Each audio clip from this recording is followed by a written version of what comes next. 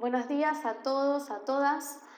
Hoy vamos a trabajar sobre el cuarto bloque referido a los lenguajes racionalistas dentro de esta clase dedicada al arte de vanguardia y la cultura de masas durante la primera mitad del siglo XX.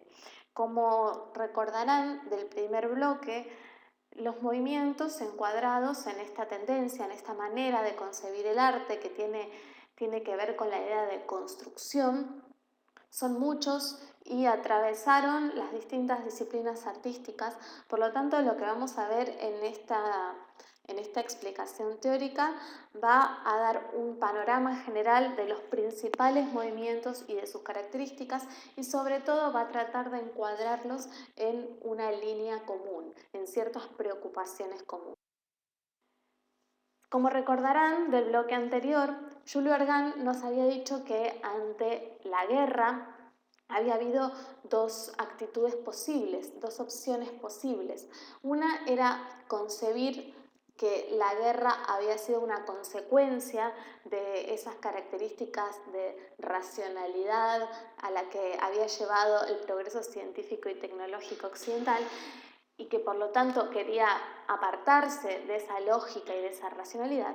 Y otra, la que figura como la primera, pensaba que la guerra había sido una suerte de desviación en esta línea racional y al arte le cabía volver a encontrar el camino de la razón.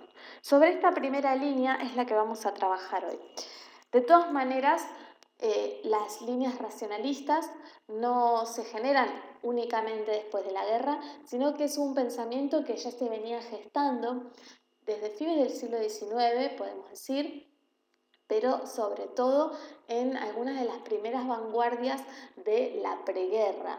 Fundamentalmente, mientras en Francia se está desarrollando el fauvismo, que vimos en el bloque número 2, vamos a tener también de manera paralela el desarrollo de otro movimiento que es el cubismo, también hacia 1907 aproximadamente, que se va a extender durante muchos años y que se va a abocar más a indagar sobre estas cuestiones racionales contra la expresividad que buscaba el fauvismo.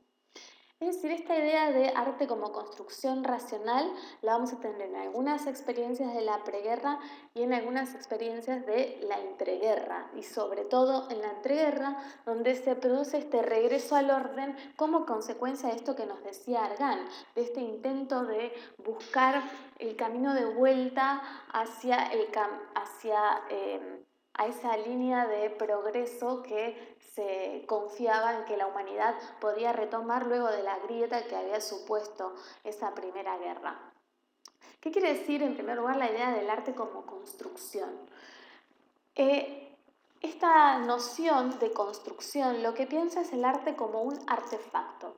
De alguna manera es heredera un poco del concepto de composición, de poner las formas juntas, que ya se había experimentado en la pintura postimpresionista, por ejemplo en la de Gauguin, pero sobre todo en la pintura de Cézanne, que había pensado que la obra se podía construir a partir de los elementos propios de cada forma artística, sin necesidad de referenciar a la realidad externa, sin necesidad de que las obras mostraran el mundo exterior al arte, ¿no?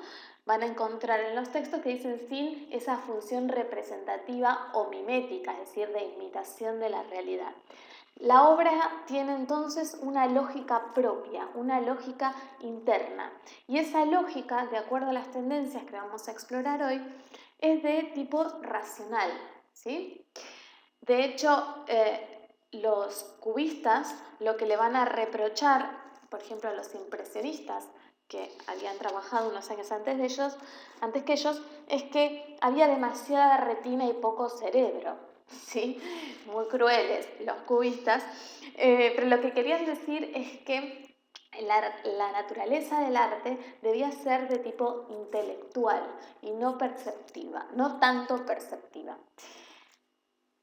Durante los años de entreguerra, como ya les comenté, se produjo un desencanto de toda la experimentación que había venido anteriormente, sobre todo de las líneas expresivas que mostraban de alguna manera la angustia del mundo, y hay un intento de recuperar la imagen, una suerte de regreso al orden, lo van a llamar los autores, donde se recupera, por un lado, la tradición figurativa en algunos casos, donde vamos a ver que hay una vuelta a la figuración, y en otros casos, que son los que conllevan, lo que llevan luego a la abstracción, una recuperación de los valores clásicos.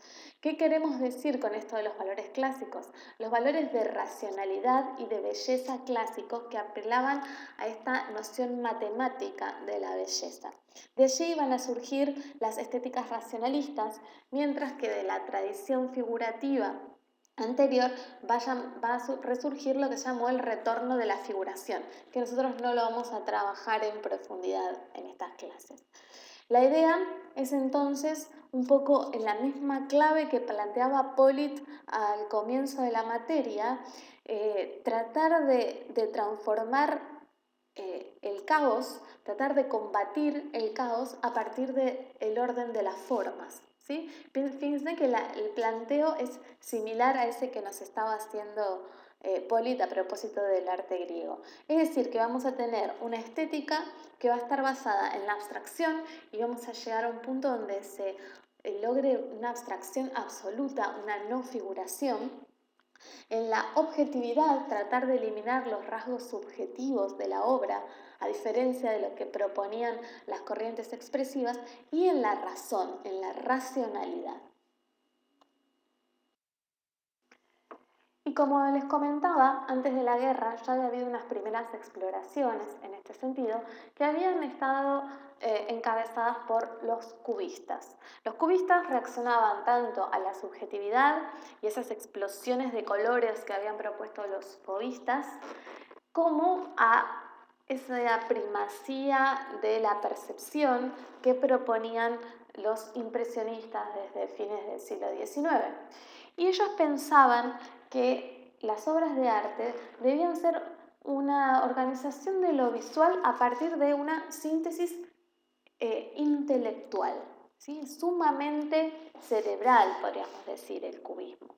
Esta obra que les estoy mostrando, si bien es posterior a la que vamos a ver después, muestra una primera tendencia dentro del cubismo en la cual incursionaron tanto Picasso, que es el autor, como Braque, ¿no? Que es otro de los pintores más reconocidos de esta tendencia. Y acá se recoge claramente la herencia de Cézanne. Ellos habían visto una exposición de Cézanne y fueron claramente influenciados por ella. Y como ustedes ven, lo que se produce es una intensificación de dos cuestiones que había explorado Cézanne. Por un lado, la descomposición de las formas en sus formas geométricas fundamentales, y por otro lado, ese trabajo, o relacionado con eso, ese trabajo en superficie que había propuesto Cézanne. La idea de acentuar el carácter bidimensional de la obra, que vamos a ver como una constante en todos los trabajos dentro de esta tendencia, no solo del cubismo, sino de todas las que vamos a ver posteriormente. ¿Cómo podemos desglosar esto? Bueno, en este cubismo analítico lo que se ve es un facetamiento total de las formas. Se puede decir que parece como si hubiera sido un espejo roto, donde hay una yuxtaposición de planos que están conectados entre sí. De hecho, ustedes podrían ir pasando de un plano al otro, como trazando un camino. Eso que llama la ley de los pasajes, y eso ya lo había explorado Cézanne. Y va construyendo así un recorrido por toda la superficie del cuadro. Más que trabajar en la profundidad, como habíamos visto que hacían desde el Renacimiento los artistas, tratar de crear sensación de profundidad, los cubistas nos están proponiendo un recorrido por la superficie, ¿sí? Por las dos dimensiones, base y altura. Recordándonos esto, que el cuadro es una construcción, no es una representación fiel de la realidad, ¿sí? Por otro lado, vemos cómo estos planos son en realidad figuras geométricas fundamentales. Y ahí viene la intelectualización. ¿Qué significa intelectualizar una forma? Tomar, en este caso, una figura humana, porque si se fijan es un retrato esto, y reducirlo a abstraerlo hacia sus formas geométricas fundamentales. El círculo, el triángulo, los paralelepípedos. Allí vamos a poder reconocerlos. Obviamente con un claro predominio de la línea. El color, ellos trabajan con grises, con marrones, con negros. El color pasa a un segundo plano para poner en primer lugar los volúmenes y las estructuras, ¿sí? Hay como una especie de perspectiva quebrada en volúmenes que se distribuyen por toda la obra y de alguna manera favorecen la interpenetración entre la figura y el fondo. No podemos distinguir claramente cuál es la figura y cuál es el fondo. Incluso la luz va a estar trabajada en función de esos volúmenes. No podemos ver, como por ejemplo veíamos en el barroco, de dónde venía la fuente de luz que estaba iluminando a la figura, sino que cada plano va a tener una fuente de luz. Entonces es una luz que es racional y que depende de los volúmenes que componen al plano, que componen a la obra, ¿sí? Un arte racional de estructuras y volúmenes.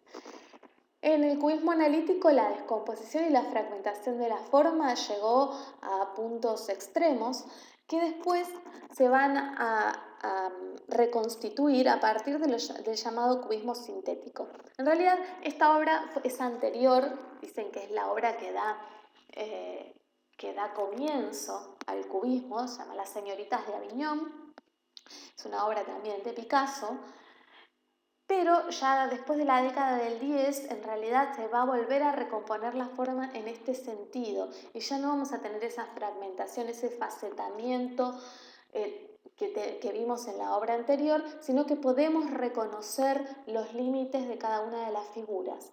De todas maneras, se sigue trabajando en superficie, porque en este caso no podemos detectar la profundidad dentro de la obra, las 3 dimensiones. Se siguen trabajando como planos y fíjense esos cuerpos femeninos reducidos también a formas geométricas básicas, que de alguna manera esto se mantiene en algunas prácticas de cuando aprendemos a dibujar, ¿no? Donde nos dicen pensar primero en qué formas se pueden inscribir, la cabeza es un óvalo, el torso un triángulo invertido y así, para a partir de allí profundizar en la capacidad mimética del dibujo, digamos.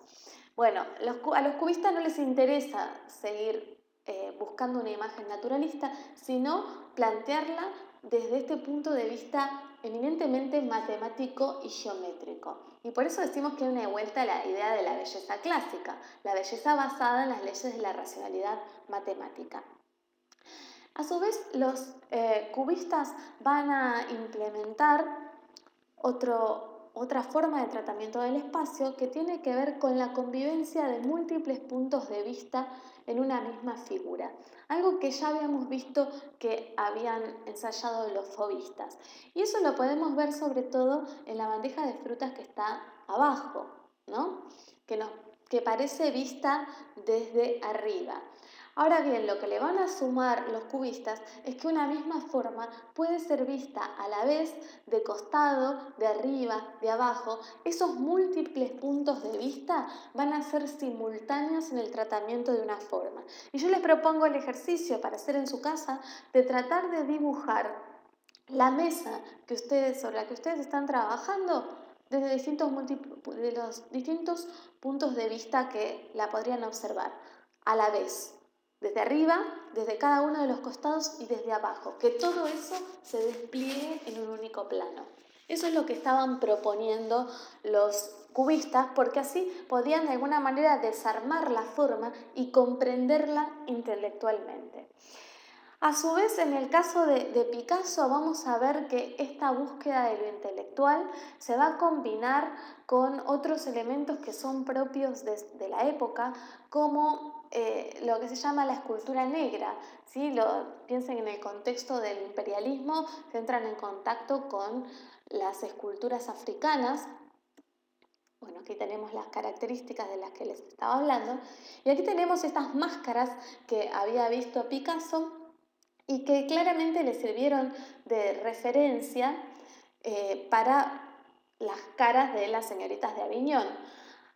Las máscaras no son valorizadas en cuanto a objetos antropológicos ni como forma de conocimiento de culturas diferentes, sino que a Picasso le interesa recuperar la simplicidad de las formas, de estas formas que él reconocía como primitivas, ¿sí? Por eso es que integran el mundo del cubismo.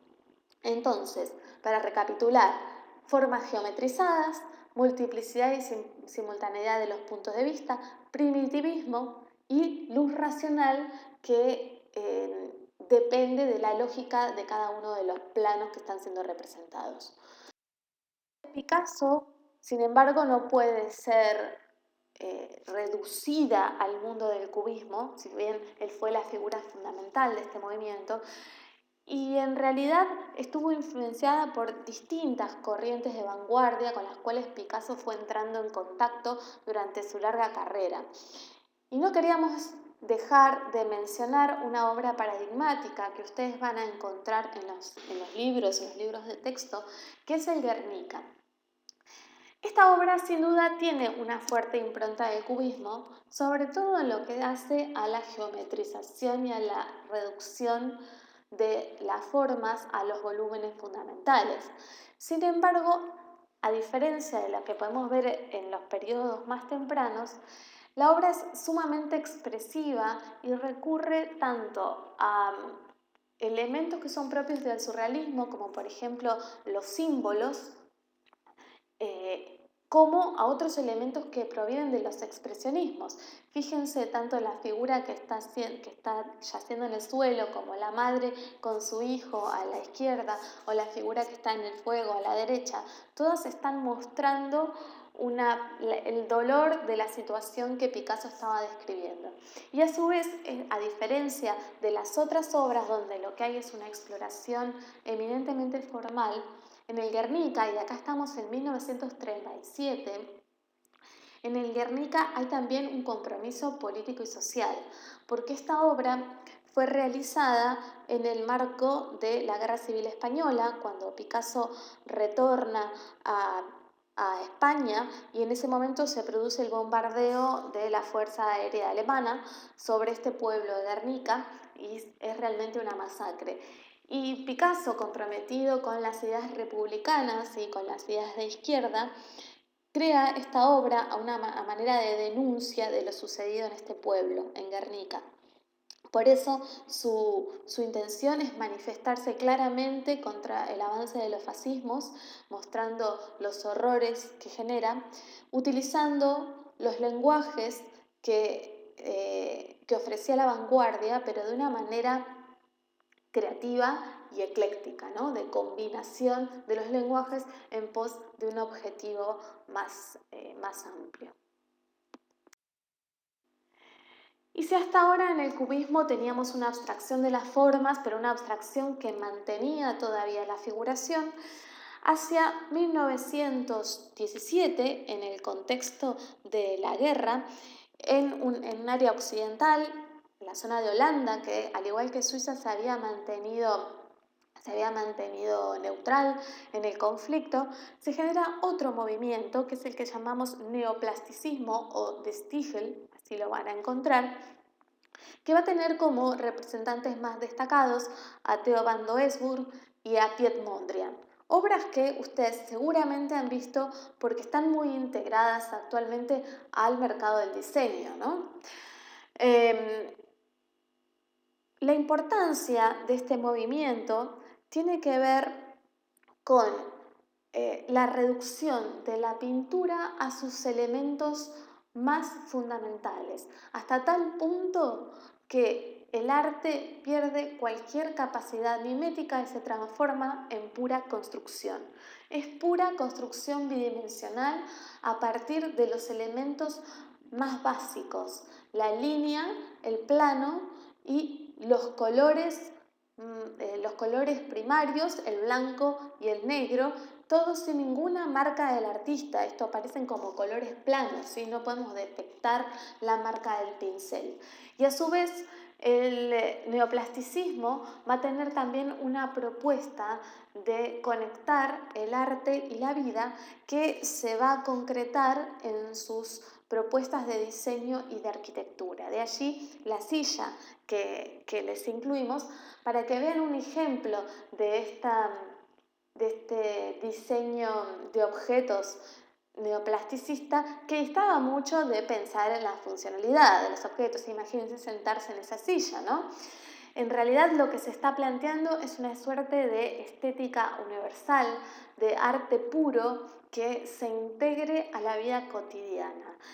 Esta no figuración y esta propuesta estética que tiene el neoplasticismo en realidad tiene un gran fundamento filosófico que de alguna manera pretende preservar a las artes de ese caos y de esa irracionalidad que estaban atravesando Europa en el contexto de la guerra.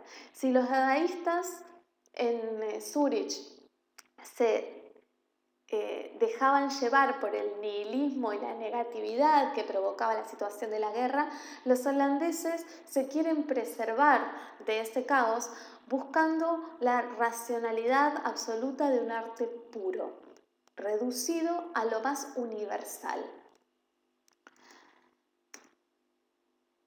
Si vamos al análisis de esta obra de Piet Mondrian, que es la que vemos a la derecha, podemos prestar atención a algunas cuestiones que resultan fundamentales y que fueron claves para el desarrollo de las artes posteriormente.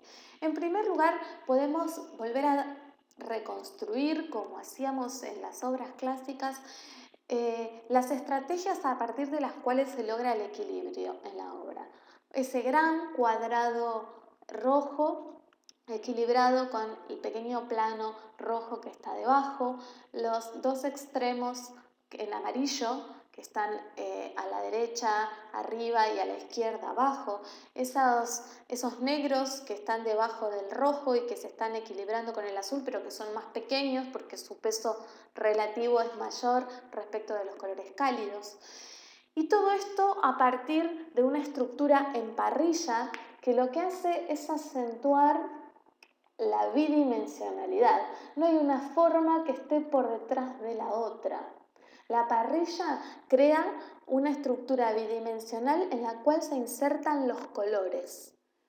Entonces acá lo que tenemos es una no figuración, porque ya la abstracción llegó a su grado máximo, a la reducción, o casi máximo podríamos decir, porque después vamos a ver el suprematismo, la reducción a los elementos fundamentales de la pintura, a la eliminación de toda ilusión de tridimensionalidad y a la eliminación de toda referencia al mundo exterior. Entonces es una no figuración de tipo geométrica, racional, que da una gran sensación de estabilidad. Fíjense que lo que priman en esta parrilla son las líneas horizontales y verticales, que como habíamos dicho antes, da sensación de un mundo ordenado, que es lo que estaban buscando los neoplasticistas para este mundo en crisis.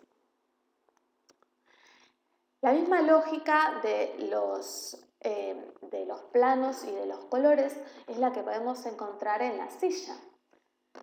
El amarillo, el rojo, el azul y el negro que de alguna manera están funcionando como líneas que contienen estos planos a partir de la estructura de la silla. ¿Qué es lo que... Estos mismos planteos fueron llevados también a la arquitectura y están perfectamente ejemplificados en esta casa Schroeder, que está en Utrecht, en Holanda también, y que fue realizada por Gerrit Rietveld en 1924. Fíjense que ya había pasado la guerra, pero ellos continúan trabajando en esta línea.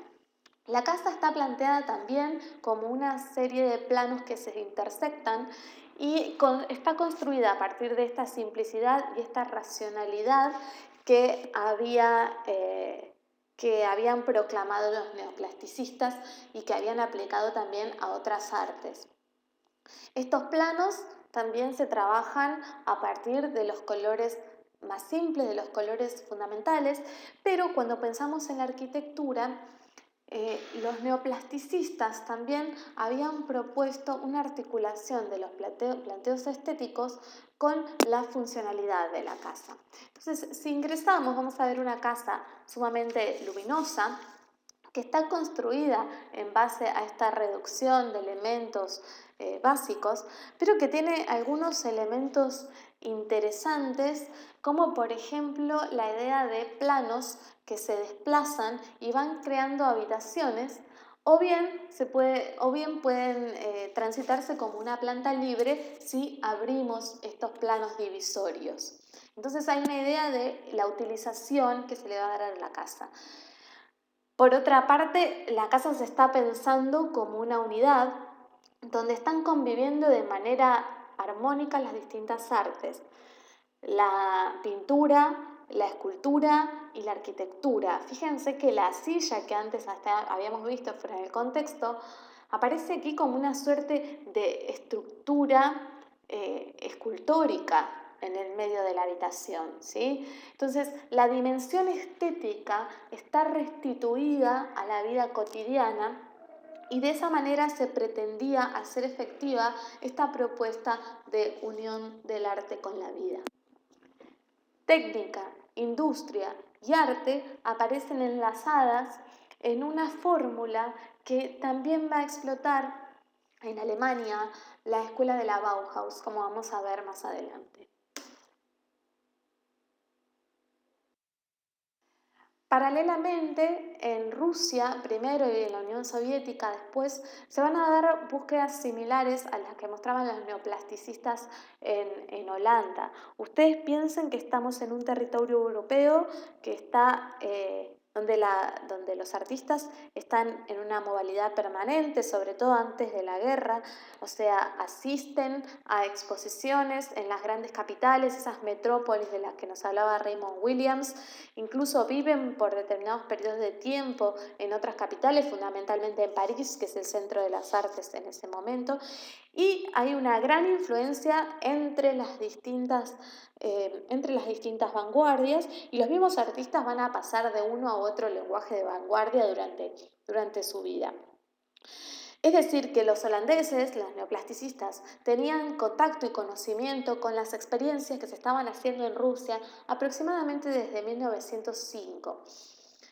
Aunque estas obras que estamos viendo son posteriores, ya son en las vísperas de la Revolución. La relación entre este arte de vanguardia y la Revolución del 17 van a ser inestables, porque van a comenzar siendo intelectuales orgánicos y artistas orgánicos al proceso revolucionario, lo van a apoyar, van a confiar en el proyecto de cambio que están proponiendo los bolcheviques. Pero en un momento estas propuestas tan extremas como la que estamos viendo en pantalla se van a alejar de la estética oficial que empieza a proponer la oficialidad soviética, y por lo tanto van a ser desplazados de la centralidad del mundo de las artes en la Unión Soviética. Este movimiento, que es el suprematismo, lo podemos ubicar alrededor de la década del 10, y su representante más importante fue Kazimir Malevich, cuyas obras estamos viendo en pantalla. La idea de este movimiento, y de la cual debe su nombre, es buscar la supremacía de la sensibilidad artística pura por sobre ese arte figurativo que era el que primaba en la tradición artística occidental. Quieren despojar al arte de toda referencia a la figuración, a diferencia de lo que habían hecho los cubistas, que habían mantenido la figuración. Acá quieren reducirlo a las formas geométricas básicas, a los colores básicos, y llevar la pintura a lo que podríamos decir su grado cero. Y Malevich lo dice así: me he transformado en el cero de la forma y he rastreado en mí mismo al margen de la charca llena de basura del arte académico, bien de vanguardia, en contra de lo instituido, en contra de la academia, para hacer la revolución a través de la forma. Y él va a pasar por distintas etapas,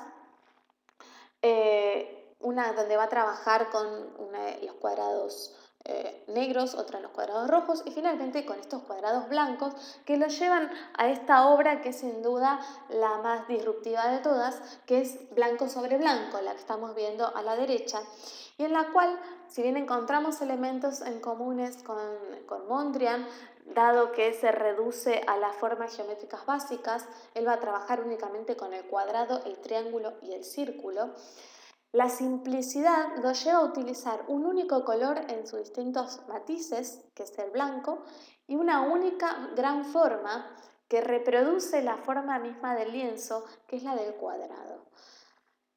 ¿Cuáles son las características de esto? La reducción de los elementos a una no figuración geométrica básica, la más elemental, lo más puro que se podía encontrar, donde se respete esa bidimensionalidad del cuadro y donde haya un procesamiento intelectual, racional de la realidad. Junto con Malevich, otros artistas empezaron a trabajar, sobre todo luego de que eclosionó la revolución de 1917. Sin embargo, y a pesar de coincidir con él en algunos planteos fundamentales, como esto de la reducción a los elementos mínimos, la racionalidad, en este caso ya nos encontramos con un planteo, que es el de Tatlin, el de Rodchenko, el del mismo Eisenstein que vimos en el cine expresionista soviético. Van a pensar que las artes se tienen que poner al servicio de la revolución. Ustedes piensen que la Unión Soviética es el único lugar donde la revolución política acompañó realmente a la revolución artística, porque en todos los otros espacios europeos no hubo una revolución política que de alguna manera permitiera concretar las utopías artísticas, las utopías que se habían hecho los artistas. Acá, en un primer momento de la revolución, pareció que eso iba a ser posible y los artistas fueron convocados para participar del proceso revolucionario. Pero estas obras, como la que habíamos visto que hacía Malevich, resultaban muy alejadas de la sensibilidad popular y por lo tanto muy herméticas. No se podía percibir que contribuyeran realmente a la causa revolucionaria. Entonces, otros artistas, que son estos que les mencioné, Tatlin y Rodchenko, se nuclean en torno a una revista que se llama Lev, en la cual se reúne todo el frente de izquierda de los artistas y proponen un arte que construya elementos, construya artefactos que se puedan integrar a la vida cotidiana, a la praxis vital, va a decir Bürger, y que dejen de lado esa pintura de caballete que quedaba reservada a los museos y que parecía no tener ninguna función social. Entonces empiezan a volcarse hacia la cartelería de propaganda, como es el caso de Rodchenko, donde vemos esta búsqueda de la reducción a formas simples, a la bidimensionalidad, pero puesta al servicio de la propaganda oficial del régimen soviético, y también donde se construyeran objetos, ya fuera arquitectónicos o propios del diseño industrial. Muchas de estas obras van a tener el problema de que la crisis económica que debía afrontar la Unión Soviética no permitió que se llevaran a cabo por los grandes costes que tenían. Y ese fue el caso de esta obra de Vladimir Tatlin, que en realidad es una maqueta porque la obra original se había proyectado como un monumento que iba a tener unos 400 metros y allí se iba a reunir la Internacional, es decir, que iba a ser un edificio como más alto que la Torre Eiffel y que iba a contener oficinas que podían ser funcionales a la organización comunista y que está construida también en base a esa racionalidad, pero también a cierta fascinación por la máquina y el progreso que los constructivistas compartían con los futuristas italianos, ¿sí? En otro contexto totalmente distinto. Acá lo que hay es una forma espiralada, hecha en base a los materiales clásicos de la arquitectura industrial, me refiero al hierro y al vidrio, que se pensaba que iba a integrar parte de la obra también, que estaba volcada hacia un lado porque imitaba el ángulo terrestre y que en su interior contenía o iba a contener 4 estructuras de vidrio con distintas formas: un cubo, una pirámide, un cilindro y media esfera, que iban a rotar todos a distintas velocidades.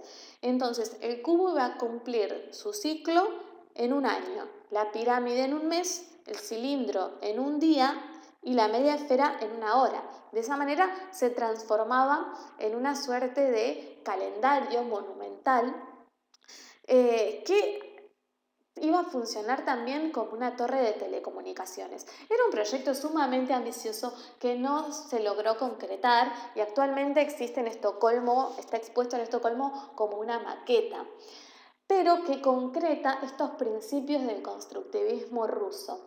Finalmente también los constructivistas fueron dejados de lado de alguna manera por el gobierno soviético, en especial luego de la muerte de Lenin, cuando Stalin toma el poder y las líneas de la estética oficial del gobierno soviético se van a volcar hacia un arte realista que fuera accesible y comprensible a las masas, y por lo tanto todas las búsquedas de la vanguardia van a quedar desplazadas.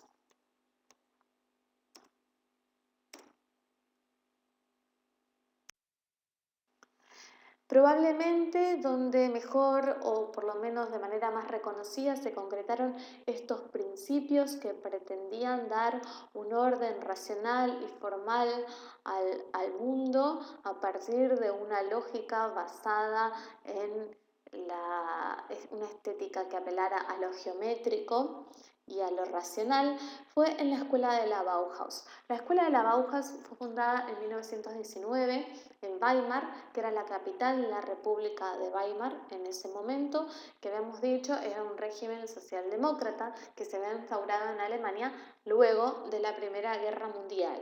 Es decir, que las ideas de Walter Gropius, el arquitecto que fue su fundador, estaban en concordancia con las del gobierno en ese momento de la República Alemana, y pretendían proponer un arte que tuviera una dimensión social, donde se volviera a ciertos principios básicos de la producción artística, donde se reivindicara lo artesanal contra la estandarización que suponía la industria, pero también y sobre todo donde el arte pudiera cumplir una función utópica de transformación de la realidad.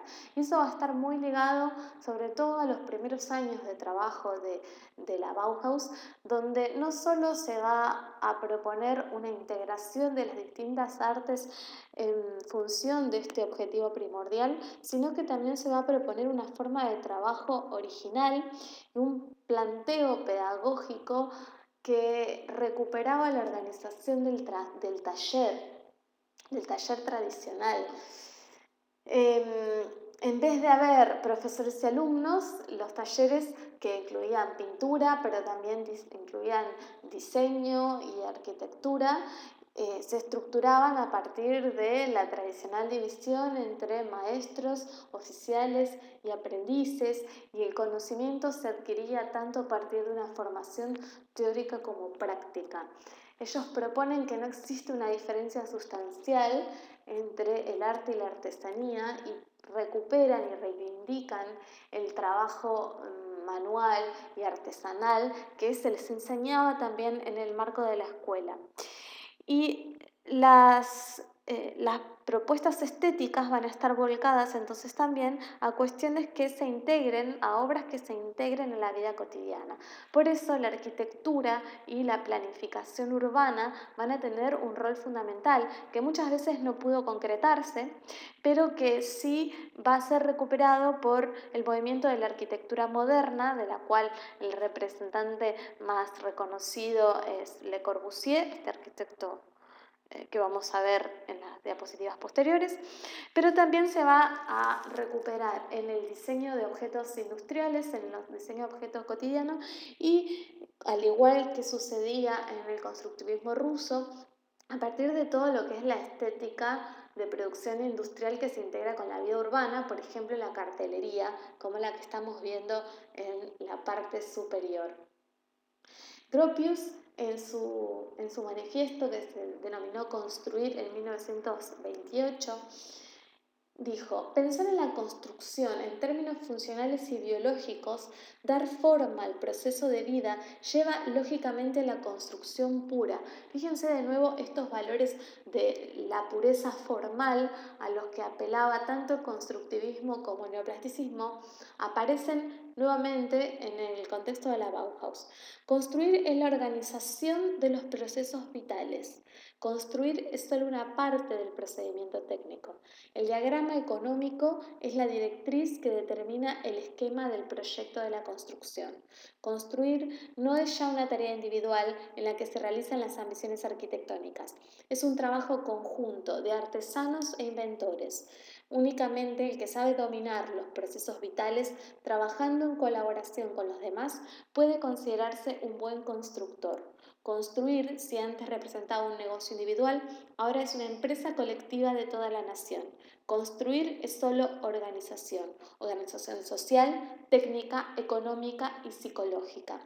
Y acá hay varios de los fundamentos del trabajo de la Bauhaus. Uno es el del trabajo colectivo, el otro es el de la unión entre artesanía y creación intelectual, ¿no? Diluye esa diferencia que tan vigente en el ámbito de la arquitectura, que es la diferencia entre quien diseña y quien construye.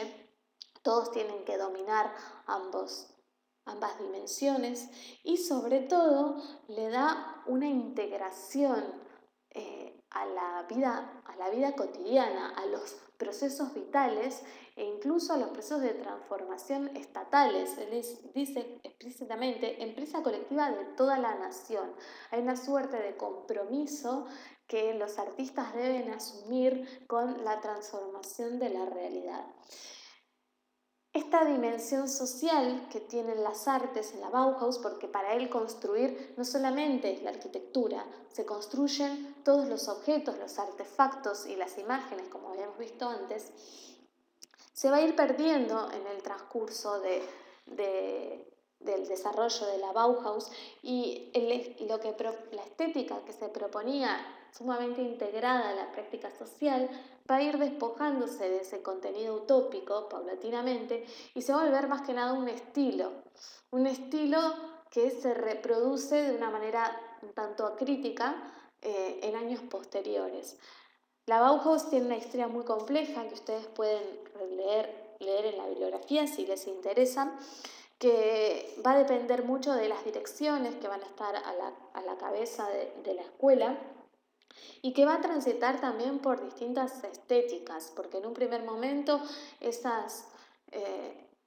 proyecto estaba en manos, cuando Gropius funda la escuela en el 19, va a estar en manos de artistas que tienen una tradición a veces expresionista. El mismo Kandinsky va a participar como profesor dentro de la Bauhaus y paulatinamente va a entrar en contacto con los otros movimientos que se estaban dando en Europa, de los que hablamos recientemente, y va a ir optando por una estética más formalista, más vinculada a lo racional, tal como venimos trabajando.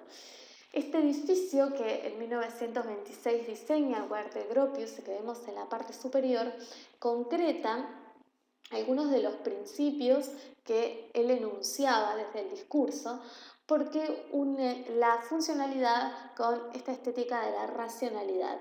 La Bauhaus, que se tuvo que trasladar a Dessau, que es otra ciudad alemana, porque tuvo algunos conflictos con algunos sectores dentro del gobierno de la República de Weimar, propuso desde lo formal aquí una estructura compleja que incluía el edificio donde se dictaban las clases, con estos grandes ventanales que permitían la entrada de luz y que tenían que ver con el proyecto pedagógico específico que tenía la Bauhaus, pero también una serie de edificios que estaban destinados a la habitación tanto de los alumnos como de los profesores. Todos vivían allí como una suerte de campus donde se pretendía generar este ambiente de trabajo colectivo y de experimentación permanente. Estos principios funcionales de la arquitectura, donde se despojaba de todo aquello que no fuera esencial, que no aplicara esta construcción pura a la que hablaba Gropius, no hay casi elementos ornamentales, sino que hay planos y líneas básicas, concretaba los valores racionalistas que Gropius había propuesto desde sus formulaciones teóricas. Cuando estaba una vez trasladado de Dessau, también se acentuó la relación entre las propuestas estéticas con la industria, es una ciudad industrial, y se produjeron varios objetos para uso cotidiano, como pueden ser las sillas. Acá estamos viendo una de las sillas más famosas del diseño de la Bauhaus, de Marcel Breuer, y también una tetera de Marian Brandt, donde se recuperan estas líneas puras, estas formas geométricas fundamentales en objetos de uso cotidiano que pretendían reinstalar el diseño, lo artesanal, en el mundo del consumo industrial, ¿no? Que cada uno pudiera tener su objeto bello y de diseño en la vida cotidiana. Entonces, los principales valores por los que apuesta la Bauhaus van a ser la unión, el arte y la vida, la utopía social llevada a un plano donde se pretendía encontrar la belleza formal y racional, el valor de lo artesanal, restituir esta cuestión de la manufactura y del objeto único, y por supuesto el diseño racional. Todo eso a partir de la integración de las artes. En la Bauhaus se van a enseñar distintas artes, desde la pintura y la arquitectura hasta el diseño industrial en sus talleres. La Bauhaus se ha convertido en una suerte de mito que es un lugar fundante para uno de los hitos de la arquitectura contemporánea, que es el movimiento moderno, en sus dos vertientes, tanto la racional como la orgánica. Probablemente a partir de allí es que se sientan algunos de los principios que son hoy recuperados, a veces con un sentido diferente del original, a partir del despojamiento de los usos sociales de la arquitectura que se plantearon en un primer momento los representantes de este movimiento moderno,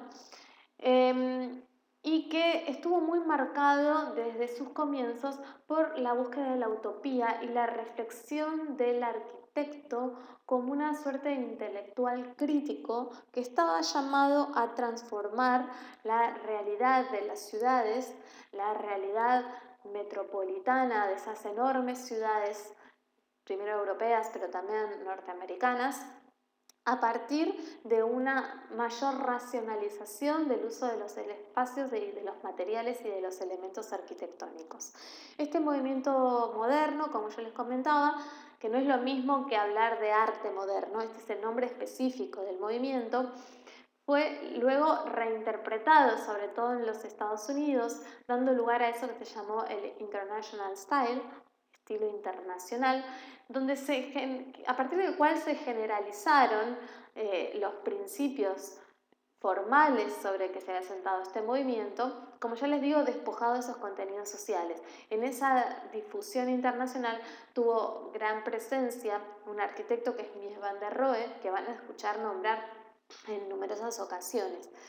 En este momento nosotros nos vamos a centrar en las figuras de dos arquitectos, uno de origen suizo, que es Le Corbusier, que es el representante más conspicuo, más reconocido del movimiento moderno de tipo racional, y un norteamericano, probablemente uno de los primeros arquitectos norteamericanos que marcan la pauta para lo que sucede en otros lugares del mundo, que es Frank Lloyd Wright, que va a trabajar en la línea que denominamos orgánica.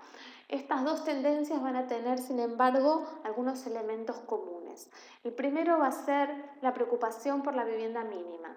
Esta idea de diseñar un lugar de vivienda que sea fácilmente reproducible, accesible y que presente las condiciones mínimas de habitabilidad para, sobre todo, estos sectores urbanos que estaban empleados en la industria y que componían las clases obreras europeas, en una Europa que estaba ya muy industrializada. Por otro lado, se plantean cuál debe ser la relación entre la arquitectura y la industria y cuáles deben ser las intervenciones que le caben a los arquitectos en el diseño de las ciudades. Y vamos a ver que en un caso como en el otro, si bien no lo vamos a profundizar en la clase, a los chicos de arquitectura se los voy a dejar como actividad, cuáles eran las propuestas de ciudades utópicas que construyen tanto Le Corbusier como Wright. Por otro lado, los reúne un cierto posicionamiento frente al ahistoricismo, ¿no? Es decir, rechazan toda la recuperación de los estilos históricos a la manera que habían hecho los historicismos y plantean una estética que tiene que ver con la pureza racional en el caso del movimiento moderno y en ciertos valores que recuperen la integración con la naturaleza en la línea orgánica. Y por otro lado, introducen innovaciones que provienen de la investigación, tipológicas y formales en el ámbito de la arquitectura. Siempre en el marco, como yo les decía antes, de una reflexión sobre el rol social que debe cumplir el arquitecto y el rol que debe cumplir la arquitectura en la construcción de una utopía con contenido social. En el caso de Le Corbusier, que como ustedes saben no era el nombre, Le Corbusier es el apodo que tiene este arquitecto, significa el cuervo en francés. Su nombre verdadero era Jean-Edouard Jeanneret, era de origen suizo, pero que trabajó en distintos lugares de Europa. Acá estamos viendo una de las villas que construyó en Francia, en Poissy. Pero si bien acá lo que vemos es una vivienda encargada por una familia de mucho dinero, estas villas remitían al formato romano, ¿no? Donde se construían estas viviendas en las zonas exteriores a las ciudades. Le Corbusier va a dedicar también gran parte de sus reflexiones a diseñar viviendas, como yo les comentaba, viviendas mínimas que él denominó machine habité, ¿no? Esta idea de que la vivienda debía cumplir ante todo las funciones básicas que requería la vida cotidiana y por lo tanto se presentaba como una máquina destinada a ser habitada, por eso machine habité. Experimentó básicamente con el trabajo sobre el hormigón, este material que permitía aplicar los medios industriales a formas estandarizadas que eran fáciles de reproducir y que eran accesibles. De esta manera se aplicaba un diseño racional porque se eliminaba todo elemento decorativo que no fuera necesario para las funciones que debía cumplir, a un diseño que estaba destinado al uso, podríamos llamar, popular. Eran células elementales de habitación, viviendas tipo, que apelaban a esta idea de utilidad, pero ligada a la idea de pureza y a las ideas de orden. Lo que va a buscar Le Corbusier, tanto en esas viviendas como en sus proyectos urbanos, como en estas villas que estamos viendo, es la aplicación de ideas y de principios que tuvieran un valor universal. Y en este sentido también es clásico, porque busca una idea de orden que sea aplicado de manera universal y un orden que es a su vez racional y que es matemático. En 1926 él formula lo que se conocen como los 5 puntos y que están perfectamente ejemplificados en esta Villa Savoie. Por eso la elegimos para mostrarlo, que en realidad estaba compuesta por 4 fachadas iguales de color blanco, que tenían estas ventanas alargadas, que creaban, por un lado, un contraste con el medio circundante, porque claramente se presentaba como un artefacto, como una suerte de máquina que se insertaba en el ambiente natural, contrastaba con esa organicidad del paisaje, pero que a su vez se integraba al paisaje a partir de las ventanas que permitían una suerte de ingreso de la naturaleza a la casa a partir de la vista, y también de ciertas rampas que iban integrando el edificio y que facilitaban los desplazamientos. También la parte inferior, que de alguna manera adquiere cierta transparencia a partir del uso de los pilotes, favorecía la integración de la naturaleza a la arquitectura. En esta villa lo que se puede ver entonces es esta búsqueda del purismo racionalista a partir de formas geométricas básicas, de planos, donde priman las horizontales y las verticales, donde el edificio o los elementos formales del edificio están subsumidos a la búsqueda de la funcionalidad y donde priman básicamente la idea de orden y de geometría, ¿sí? La universalidad de esos valores. Los 5 puntos que se concretaban en esta casa eran, por un lado, la utilización de pilotis, que son los que estamos viendo abajo, la incorporación de la terraza-jardín, la idea de una planta libre que favoreciera la circulación, ahora lo vamos a ver por dentro, el empleo de estas ventanas longitudinales posibilitadas por el mismo material, por el uso del hormigón, y el concepto de una fachada libre de cualquier ornamentación. Aquí podemos ver en el interior cómo estaban integrados los espacios a partir de estas rampas que permitían la circulación entre el adentro y el afuera y la integración de todas las partes de la arquitectura, y también la idea esta de la fachada libre y la utilización de estos grandes paños de vidrio que hacían posible percibir el espacio exterior y de alguna manera integrarlos a partir de la incorporación de la luz. Fíjense además que en el interior todo lo que hace a los muebles y a la decoración está en perfecta coherencia con ese purismo y esa austeridad que es propia de la arquitectura de Le Corbusier. Frank Lloyd Wright, desde los Estados Unidos, va a mantener ciertas reservas respecto a este funcionalismo hiperracionalista que estaba desarrollando Le Corbusier, aunque va a mantener con él ciertas similitudes, por ejemplo, ese antihistoricismo, esa negativa a recuperar los estilos históricos europeos, y en este caso asumiendo también una mirada un tanto de reivindicación de lo nacional y de lo nuevo que representaba América, para dar lugar a este movimiento de la arquitectura moderna en su rama más orgánica. Aquí estamos viendo una de las construcciones probablemente más conocidas de Wright, que es la Casa de la Cascada, Falling Water, así la van a encontrar en la bibliografía, que es de alrededor de 1936, donde se ven claramente algunos de los elementos más característicos de la arquitectura de Wright.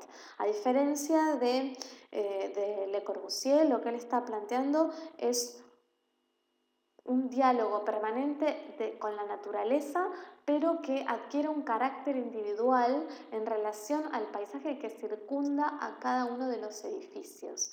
No hay una búsqueda de lo universal en Wright, sino una búsqueda de lo individual, de una recuperación utópica de la relación del hombre con la naturaleza que lo sacara de estas ciudades industriales, de esas metrópolis. De hecho, su proyecto de ciudad ideal va a ser una ciudad construida en el medio del desierto, ¿no? Que plantea una relación totalmente diferente con la naturaleza, y va a ser también el responsable de diseñar las primeras casas que plantean el centro de la ciudad como un lugar de trabajo al que se va para la actividad productiva, pero se vive por fuera de ese ámbito en los suburbios, y es el modelo del diseño urbano de las ciudades norteamericanas, ¿no? En una propuesta que tiene mucho de ese individualismo propio de la cultura de los Estados Unidos. Además, lo que propone es un uso expresivo de los materiales. No vamos a tener más estas superficies blancas, despojadas, que habíamos visto en Le Corbusier, sino que hay un uso de la madera, de la piedra, de elementos que provienen de la naturaleza y que le otorgan cierta cualidad expresiva, cierta calidez a esos volúmenes que siguen siendo volúmenes geométricos, pero que, a diferencia de lo que sucedía con Le Corbusier, donde la naturaleza parece penetrar el edificio, en este caso parecen ser los volúmenes, esta suerte de planos superpuestos y separados por grandes ventanales, los que avanzan sobre la naturaleza, ¿no? En esta casa de la cascada. A su vez, esta arquitectura orgánica proponía ciertos elementos propios del confort, por ejemplo, la calefacción, la iluminación, las tuberías, todos elementos que hicieran la vida más confortable. Aquí tenemos las características que les estaba comentando.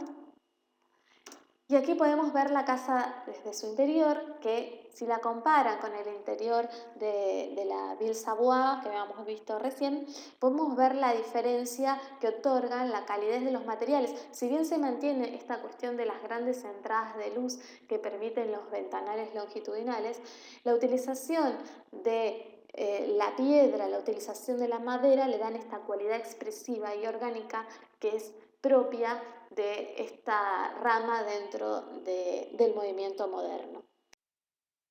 Y a medida que se iba desarrollando el estilo internacional, este repertorio formal, un tanto desideologizado, que se había conformado a partir del movimiento moderno, en los Estados Unidos se va a crear un nuevo estilo que conocemos como Art Deco, por su potencial decorativo, que también pretende una formulación geométrica de las formas arquitectónicas. En nuestro país va a tener una gran difusión en los años 30, sobre todo en la provincia de Buenos Aires, con un arquitecto que se llamó Salamone, y que propone esta idea de volúmenes arquitectónicos de una gran monumentalidad, en tanto hacen sentir pequeño al transeúnte, y que van a estar ligados a la exaltación del poder de la ciudad, sobre todo en los Estados Unidos. Fíjense, el edificio de la Chrysler está en Manhattan,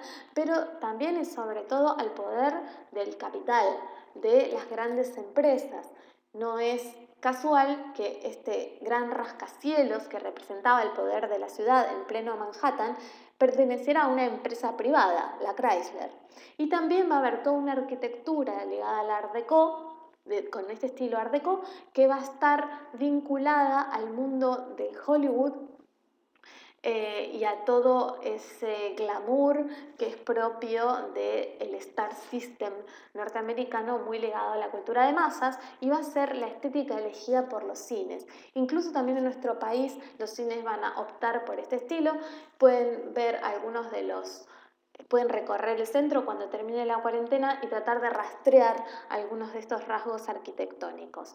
Entonces, Art Deco es un símbolo de este capital triunfante que muestra cierta pesadez propia de la monumentalidad y cierta elegancia ligada a ese mundo del glamour.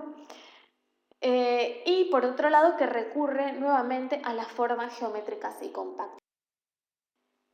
Y también en los Estados Unidos, donde el Art Deco estaba consagrando desde el punto de vista arquitectónico una sociedad que giraba en torno a los grandes capitales, en torno al gran éxito del mercado, se va a generar toda una producción simbólica que va a estar destinada a los grandes públicos y sobre todo a este público norteamericano que va a tener una gran capacidad de consumo.